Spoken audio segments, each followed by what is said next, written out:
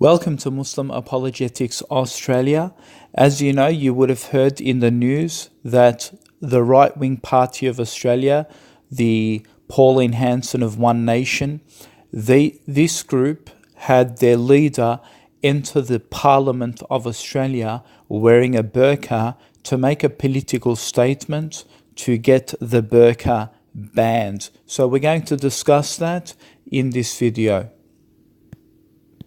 Now, there was a lot of people that supported this, but there was a lot of Australians that disapproved Pauline Hanson's behaviour walking into a chamber in that fashion.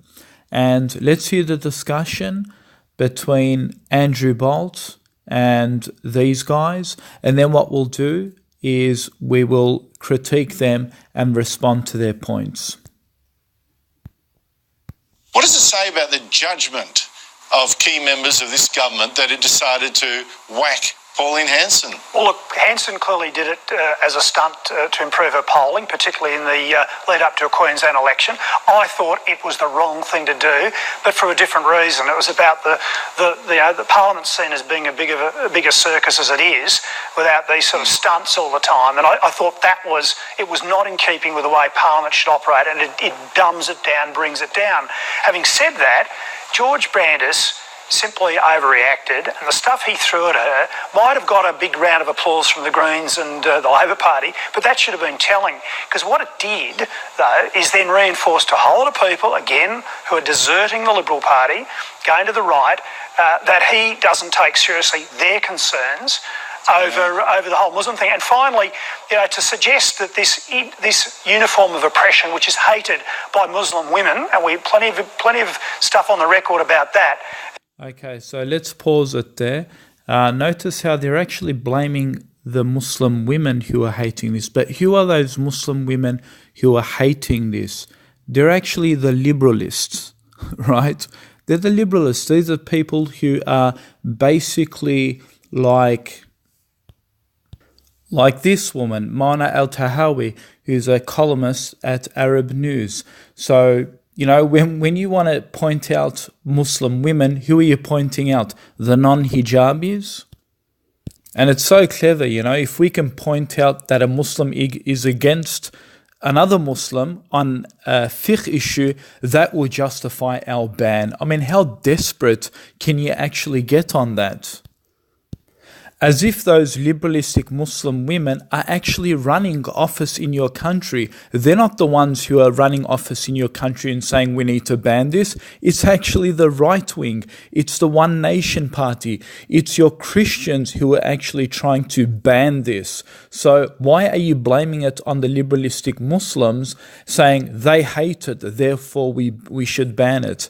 It's just ridiculous. How desperate can you get? Is being held up as being, appropriate to the religion is just ridiculous. I mean, when Hassan Ali, a former president of the Australian Federation of Islamic Councils, he said he supported Hanson because it was about time the myth of the burqa being Islamic dress was blown out of the water. Now check this out, folks. Look how desperate they can get. They don't quote a Muslim cleric, a sheikh, an actual scholar in Islam. Who do they quote? A bloody lawyer. A bloody lawyer that says it's about time the myth of the burqa being Islamic dress was blown out of the water. The sooner Muslim women, they understand that they get rid of this garb, the better, he argues. But look how ridiculous this is. Why are we quoting non-scholarship, non-academics to prove a point? And they're going against Mr. Brandis, who actually said it is a religious garment. In fact, it is prescribed in religious jurisdiction. This is another cop-out. Remember, the first cop-out didn't work. The first cop-out is there are liberalistic Muslims who are against this.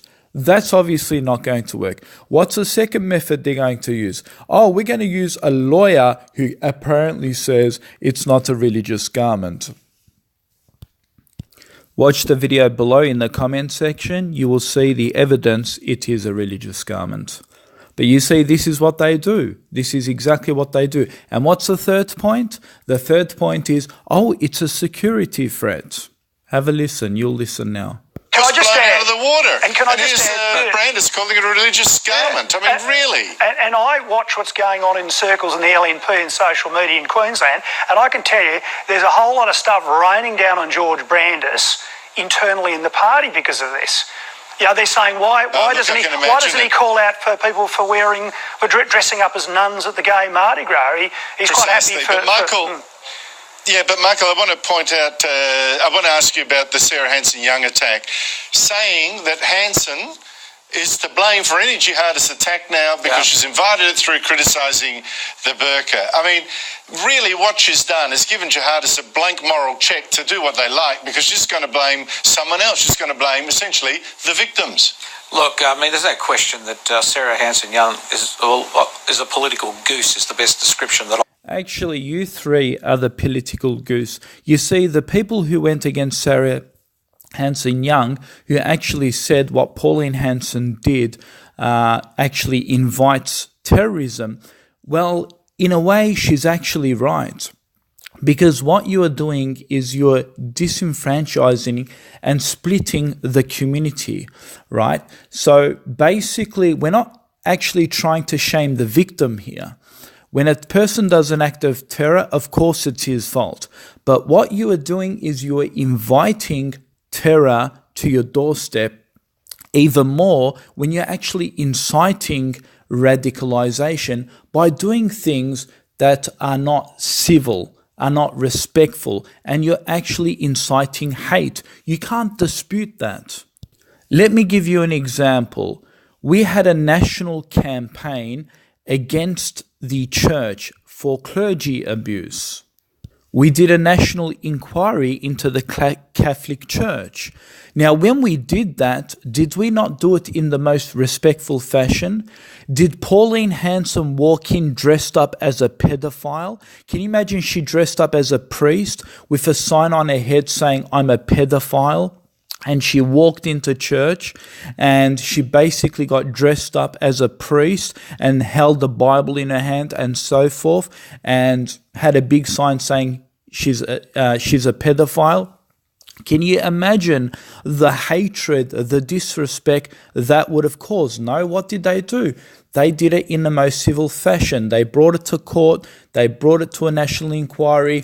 They dealt with the clergy abuse and so forth, and the process took place. But did anyone get dressed up mocking Christianity through that process? No, they didn't. So why didn't they do that? I'm pretty sure if they did, they would have incited more hate against society. And in doing so, you are creating more destabilization by doing such acts, not treating it sensitive, because it is a sensitive situation and people are going to be offended. So you can't keep playing with people's minds like this, because those belief systems actually are adorned by these people. I mean, these are the same Westerners that, you know, if you said something slightly nasty against the Anzacs, you watch, they will get you humiliated on television. If you say something nasty, just something slightly nasty against the Anzacs, you'll get humiliated, you'll get boycotted, your name will go over on every newspaper. They'll tell you to abandon and leave the country and get deported, like Yasmin Abdul Majid. You know, there'll be death threats and so forth. So when it comes to their own sensitivity, they have a different standard. But when it comes to religion, oh no, religion, we could just insult it in the most heinous, vile fashions, in the most mockery fashions. And you know what? If something happens, you know, if it incites someone to do an act of violence, oh, it's not our fault. Oh, we'll clean and wash our hands from it. I mean, come on, seriously.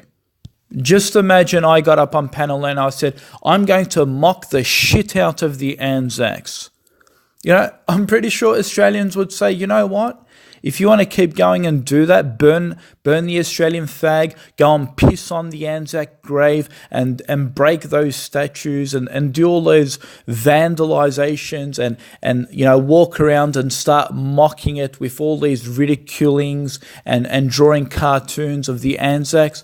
You know what? I'm pretty sure, I'm certain that the Aussies would say you're causing trouble, and in fact, you know what? You might actually get dealt with. You might get punched up, you might get beaten up, you might even get shot at by a right winger. And if it does happen, we'll blame yourself for it. I'm pretty sure they would say that. And this is the major point that they actually ignore. The Muslims in this country, in Australia, actually help our intelligence agencies to actually fight radicalization and terror. That includes the fundamental Muslims, those Muslims who actually live by the law of the land of this country as well. And those Muslims, when you're actually ridiculing them, you're actually disenfranchising and disuniting the community. In fact, you're basically saying, we're not your friends anymore. We're actually going to ridicule you and your religion. So how is that going to actually help build the bridges when you're both trying to fight against radicalization and terror? Because information, vital information, is being shared between the Muslims and the non-Muslim community in this country to make us live a safer life in this country. But here is the bottom line. You're probably saying, oh, well, are you saying that we shouldn't be able to criticize Islam? No one's saying that. Of course you can. You can criticize it, but in a respectable fashion. If you're going to walk in and start mocking the faith with a burqa when you're not even a Muslim and you're wearing a burqa in there, then what are you doing? Are you having an intellectual discussion? Are you having a moral, respectable debate? No, you're not doing that. If you're ridiculing it, then don't expect Muslims to actually sit with you. Raise this with Sarah Hanson Young? All right, let's continue. There's Brandis calling it a religious garment. I mean, really? And I watch what's going on in circles in the LNP and social media in Queensland, and I can tell you there's a whole lot of stuff raining down on George Brandis internally in the party because of this. They're saying, why doesn't he call out for people for dressing up as nuns at the gay Mardi Gras? He's quite happy for... But Michael... Yeah, but Michael, I want to point out, I want to ask you about the Sarah Hanson Young attack, saying that Hanson is to blame for any jihadist attack now because she's invited it through criticising. That I could come up with, Andrew. I mean, look, she's completely wrong on that particular issue. But just to go back to Pauline Hanson for a moment, I mean, I think people have also missed the point here. By the way, I agree with Campbell on this. I mean, I actually support the right of a woman to wear the burqa if he chooses to do voluntarily. However, there is an issue that Pauline Hanson was trying to highlight, which I think is the key issue, and that's the security concern. We've had example after example, particularly here in New South Wales, of people wearing burqas refusing to allow police officers to remove the burqa or have it removed for identification purposes. And I think that's the key issue here. And there have also been examples overseas where people dressed in burqas have actually committed terrorist acts. And I think that's the issue that really, I think, has been lost in all of this. You don't need to ban the burqa to put a law in place that says that you need to identify yourself to an authorised police officer. And, if people choose to wear it voluntarily, it's not my choice. And here is the point, folks. Notice that blaming the liberalistic Muslims doesn't actually work. Secondly, they said it's not a religious garment. That actually doesn't work because we actually know it is. The third point they obviously tried to use is the fact that it's a security issue, but we're going to read a response in this section between me and a person called Peter, and you will see that it's not even a security threat issue. Pauline Hanson didn't have an issue walking into Parliament, and we're going to discuss that. And she wore a burqa, and her identity was established, and it proved it wasn't a security issue. And of course, the fourth point, it's not a sign of oppression if women choose to do it. It's only oppression if they're forced to do it, and you can't actually establish each individual case. And you will see by the end of this discussion, it's none of those. The bottom line is this: the Islamic clothing is basically something that represents Islam. And for that reason, because it's in this secularistic, liberalistic society, it just makes this society look bad. Even though the percentage is so small, it is so insignificant, they basically don't want to see it here. Why? Because they're going to other countries, like Muslim countries, trying to liberate those Muslim women that are apparently oppressed because the Taliban forces them to wear the burqa. And it just makes their argument look so ridiculous when they're trying to go and liberate women abroad, yet women, citizens of this country, of Australia, are wearing it here.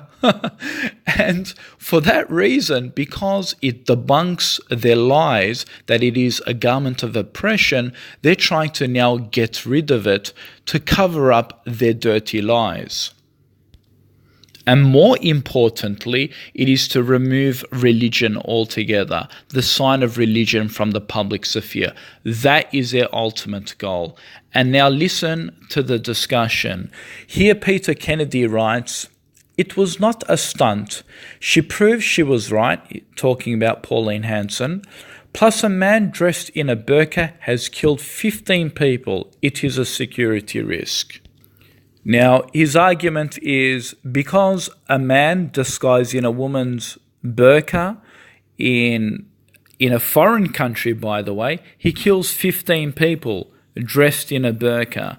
So he wants to now use one argument and then try and apply a ban on it. So let's go ahead and refute him.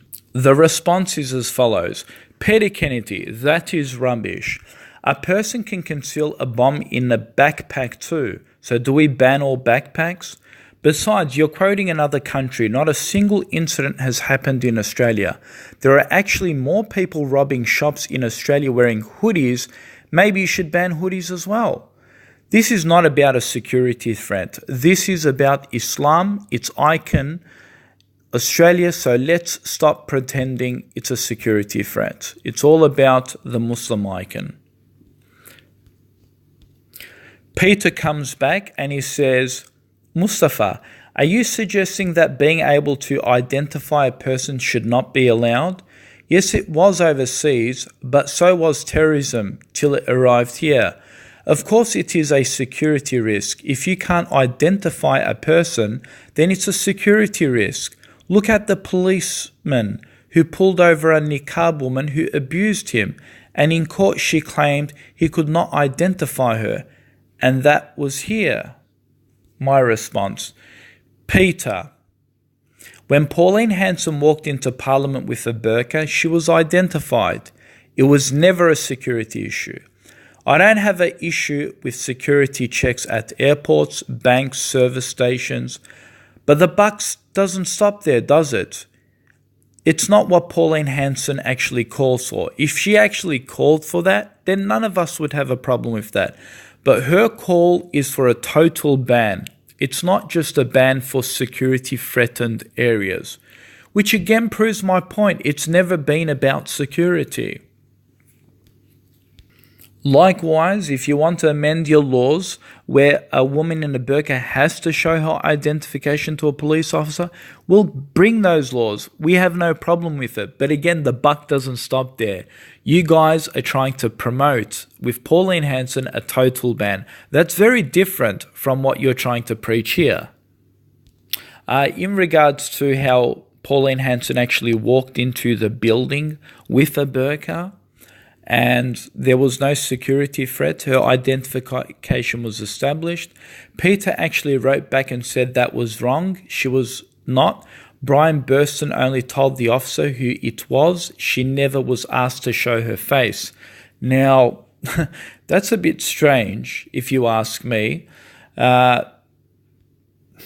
I would argue then you would actually need to take that up with the government. I highly doubt you can actually walk into the most secure place with total concealment. Nevertheless, a woman with a burqa can be asked to be identified by authorities before entering an authoritative building. There is no need to ban it after identification has been established. Peter then writes back and says, that is why it was not a stunt, what Pauline Hanson did, but proof of a security risk. That just took Brian's word. He went on to say, it's not the point. This is the first world countries and a Western one. We should not allow face covering in any public place. Notice, he's now changed his stance. It was all about security. It was all about walking into certain places. It was all about police asking for identification. Now he changes his stance and becomes honest, and he says in no public place it should be accepted. See now, when their arguments fall apart, they now come with their true colours and wanting a total ban on the actual garment. And my response back to Peter Kennedy is, it's only a security risk when you don't manage the threat on your end. Once checks are established, then the threat is no longer a threat, period. It's interesting because we tolerate bike helmets and other forms of headgear. I just can't see why women's headgear, which is almost 0.1% of the population, it somehow becomes problematic. There are far, far, far more bike helmets in society, yet we have no issues to ban those things. But like I said, this security issue is just a smokescreen. The real agenda is to remove any Islamic identity, and I laugh at those who pretend it's not. And let me conclude, folks. Here is the thing, folks. Just because you ban something doesn't mean it's going to reduce crime. If a person is willing to rob a bank or perhaps blow up a place, he's still going to break the law and conceal his identity. If he's prepared to rob a bank and break the law, what makes you think he's going to follow the law and not wear a concealment? It's that absurd. If he's going to rob a bank, he's obviously going to disobey the law and wear a burqa or some sort of concealment anyway, isn't he? When France banned the burqa, it didn't reduce crime in that country. When the facts were known that it wasn't a security issue, their president at the time made another excuse to say he banned it because it represented a garment of oppression. So even their own French president understood it wasn't a security issue. So he shifted the goalposts, which again left him in an inconsistent position. Why? Because there are women who actually consent to choose to do it by their own choices, yet they are still banned in doing so. It's all a smokescreen. Like I said, the big agenda is to ban something Islamic, just like they wish for the banning of mosques. And that's it. It's period. No other argument justifies it except that they want Islam gone. Finished. Zilch.